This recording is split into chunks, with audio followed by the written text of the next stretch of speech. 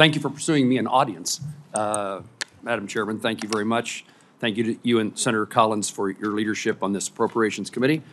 And I, too, express my gratitude to Senator Shaheen and her staff for their kindness and capabilities of working together and finding common sense solutions on any issues that we had difficulties with.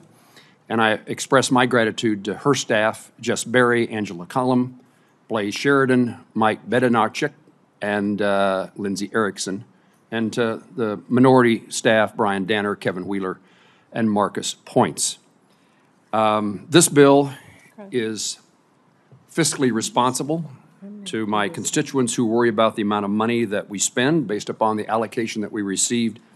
This is a modest increase in what we were able to spend last year, and we used that money to try to fill in the gaps that were created by last year's appropriations process and to try to meet some of the dire or dramatic needs of some of the agencies that are the most important to members of this committee.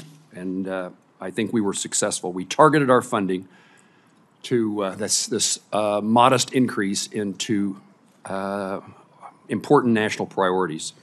I would highlight those, and I would also, I guess, point out that while we have increased spending slightly, we are still spending, which may be true of many other subcommittees, less than we did just 2 years ago.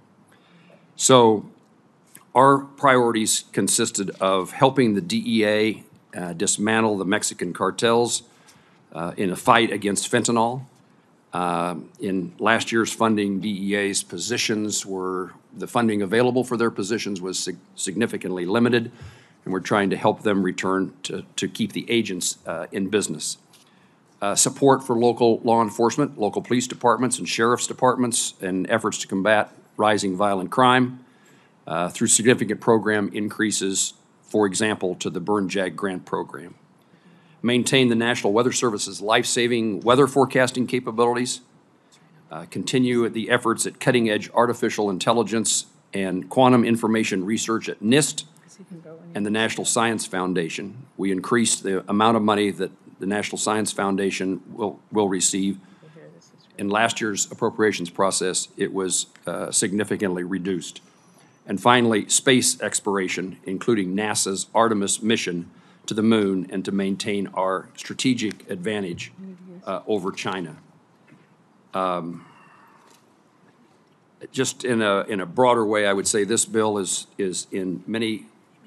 part of many components in our efforts at improving our national security and our economic well-being, particularly as we face challenges from China and its efforts to do harm to the United States of America. Again, I'm grateful to Senator Shaheen. I thank the chairman and ranking member for the allocation that we received, and we tried to spend that money in the best way possible for the taxpayers of Kansas and the United States. I yield the floor.